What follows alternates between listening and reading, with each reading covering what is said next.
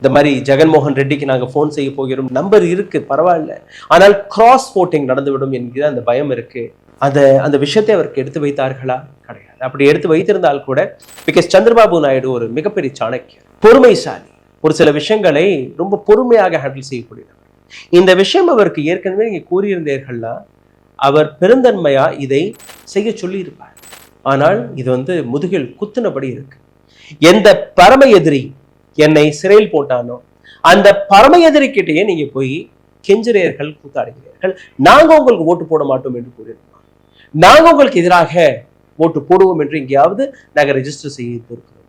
என்னுடைய மகனாக இருக்கட்டும், நானாக இருக்கட்டும், யாருமே இதை கூறவில்லை. எங்களுடைய ஒட்டுமொத்த எம்பிக்கள் நாங்க இந்த நபருக்கு தான் ஓட்டு போடுவோம் என்று உறுதி கொடுத்ததுக்கு பின்பு கூட எதற்காக இந்த வேலையை நீங்க செய்தீர்கள் என்கிற அந்த விஷயம்.